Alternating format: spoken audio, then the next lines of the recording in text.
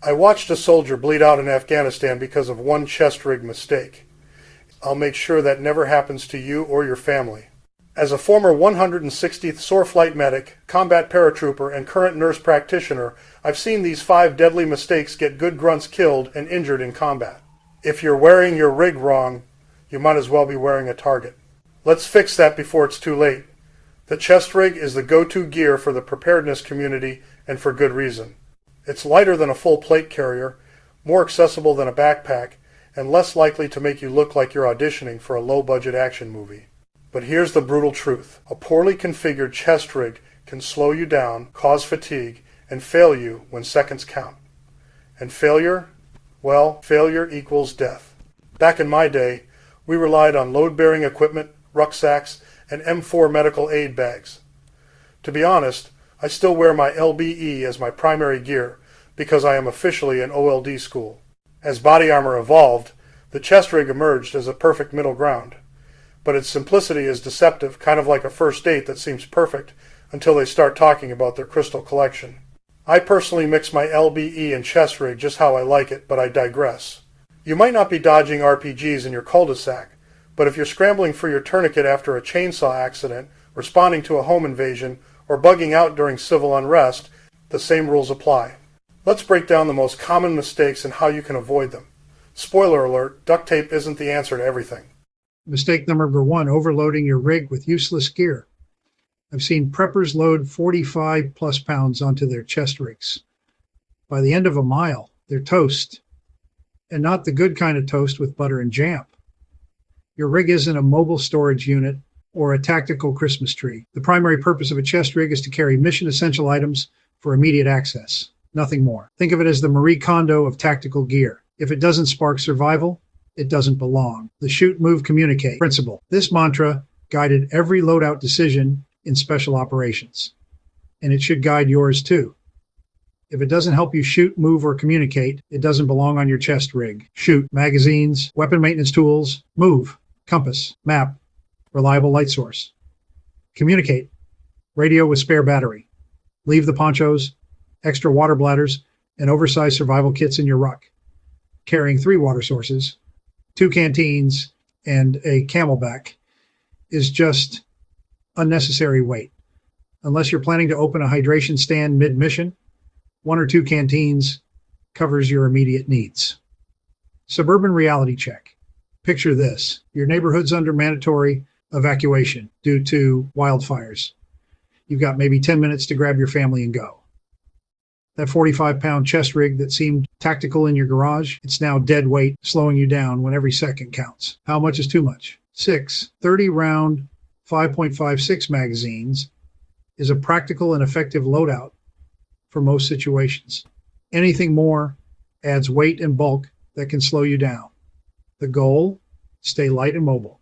Keep those extra magazines in your rucksack, ready to go, but not strapped to your chest like you're cosplaying as a tactical Captain Kangaroo, Steven Seagal. Mistake. Number 2, poor gear placement and ergonomics. Where you place your gear is just as important as what you choose. Inefficient placement can cost you precious seconds in a high-stress situation and make simple movements nearly impossible. The bottom line, if you can't reach a piece of gear attached to your rig, either you don't need it, you need to stretch more, or you need to move it somewhere accessible. Or, all 3. Don't be a Jar Jar Binks. The prone position problem. In Afghanistan, I was embedded with the Afghanistan National Army. I watched a guy struggle to get prone. His mags were stacked so high, he couldn't get low. He became an easy target and had to be dragged him to cover. Don't be that guy. Tasha Kaur Haji. Here's your homework. Strap on your rig right now, head to your living room, and belly crawl across the floor. If you can't get your chest flat to the ground, you need to rethink your setup. Better yet, take it to your backyard and practice high crawls and low crawls with all your gear on. You'll quickly learn what's out of place and what's trying to escape. Crawl like a worm, do it. Suburban reality check. You're not just prepping for combat. What if you need to crawl under a collapsed beam during an earthquake, or low crawl away from an active shooter situation? Your gear placement could mean the difference between getting to safety or getting stuck. Practice that, worm crawl, accessibility, and balance. Your immediate action gear, primary magazines, tourniquet, and medical shears, should be easily reachable with either hand. As in combat medic and a nurse practitioner, I've seen more preventable deaths from bad gear setup than bad luck. Your tourniquet isn't just a checkbox, it's your lifeline. FYI, don't cheap out on good tourniquets. Check out Suburban Preppers, Amazon store, front, for the best in prepper gear. The link is in the description. I recommend simply the best, better than all the rest. Don't build a setup so front heavy it pulls on your back and shoulders, or so back heavy you can't sit in a vehicle or against a tree. Mistake number 3, neglecting to train with your setup. We drilled until we could reload, blindfolded, in a sandstorm. If you can't find your tourniquet in the dark, you're not ready. And if you're thinking, I'll just figure it out when the time comes, let me remind you, stress doesn't make you smarter. It makes you sweatier and shakier. And of course, dead. Get off the ground. Can you get up from a kneeling or prone position quickly? If your rig is so heavy or poorly balanced that you struggle to stand up, it's a liability. Incorporate your chest rig into your physical training. Do push-ups, run drills, and practice moving over obstacles while wearing it. And if you need a walking stick to help you get up, guess what? That walking stick is now part of your move gear. Train with it. Own it. Maybe even name it. As Ric Flair says, whether you like it or not, learn to love it, because it's the best thing going. Woo! Practice reloads and transitions. Dry fire practice is an excellent way to build proficiency. Practice drawing magazines, performing reloads, and transitioning to a sidearm if you carry one. Time yourself and work on smoothing out your movements. The more you train with your rig, the more natural it will feel, like an extension of your body, but less awkward than your middle school dance moves, Suburban reality check. Your power's been out for 3 days after a hurricane. It's pitch black, and you hear glass breaking downstairs. Can you access your gear by feel alone? Can you move through your house without your rig snagging on furniture or doorways? Train in your environment, not just at the range. Challenge time. I want you to strap on your rig, belly crawl across your living room, and see what falls off or digs in. Post your fails in the comments. Best one gets a shout out next video. Here's the story that still haunts me. Afghanistan, 2005. We're moving through a compound up in the mountains when our point man's radio bounces out of his pouch during a patrol.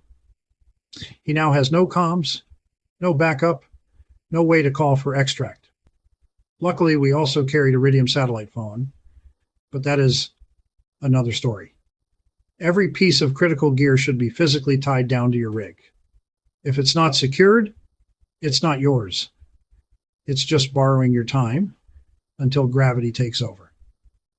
Create dummy cords for essential items like your multi-tool, flashlight, and radio. Secure them to your rig, so even if a pouch comes undone, you won't lose your gear. I recommend using genuine Flied Fitty cord paracord, not the cheap knockoff stuff. Atwood rope or Rothco make solid options. For critical gear like tourniquets, I use North American Rescue Cat tourniquets with their included dummy cord attachment points. Check out my Suburban Preppers Amazon storefront about specific gear I recommend. The link is in the description. Check your pouches. Use high-quality pouches with reliable retention systems. Test your setup by jumping, running, and crawling to see if everything stays in place. I trust brands like Blue Force Gear and Haley Strategic for their retention systems. Keep a carabiner handy for attaching gear in a pinch, but don't go overboard. You're not a Christmas tree.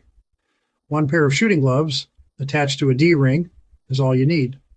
Alternatively, small zip ties are a fast and easy way to secure gear onto your chest rig. You got to color coordinate. Suburban reality. Check. You're evacuating during a wildfire, tossing gear in your vehicle in a panic. If your flashlight or radio tumbles out and disappears under your car seat, you're out of luck. Secure it now, before you need it most. Mistake number 5, choosing the wrong rig for your needs. Some rigs are built for special warfare, not suburban preppers. Don't fall for tactical cosplay. If your rig looks like it belongs in a Call of Duty game, you might want to reassess. Assess your mission. What's your primary reason for having a chest rig? Home defense, wilderness survival, or civil unrest? Be honest with yourself. A lightweight, low-profile rig might be perfect for vehicle readiness or bugging out. For long-range patrols, you might need more capacity and integration with a rucksack. Less is often more. You don't need 3 knives and a full socket set on your chest. One heavy-duty multi-tool, like a Leatherman, is enough for most field repairs. One reliable flashlight, headlamp, or handheld covers your lighting needs, essentials only. And yes, that can include that pack of smokes, a lighter, and a small flask of delicious Maker's Mark to savor for the victory toast. You've earned it. Suburban reality check. If you're responding to a home invasion, you want a rig that's fast to throw on, doesn't snag on doorways, and lets you move through tight hallways. If you're bugging out during natural disaster, you want something light enough to wear all day without regret. Choose according to mission. Less is often more. Conclusion. Build a smarter rig. A chest rig is only as good as its setup and your ability to use it. Audit your gear. Does it support shoot, move, communicate, refine your layout for comfort and accessibility, secure everything with zip ties and fired fitty cord, train until your rig feels like an extension of your body, light, efficient, and ready for action in the real world, not just on the range. Namaste that extension. If this tip saved you from a costly mistake, smash that subscribe button. This channel could literally save your life. Which of these mistakes have you made or seen? Drop your story below. Best fail gets a shout out in the next video. Do it now. Check out my IFAC mistakes video next. It's my most watched for a reason. And for more real-world combat medical lessons, grab my book in the description. This is survival. This is reliance. This is suburban prepper.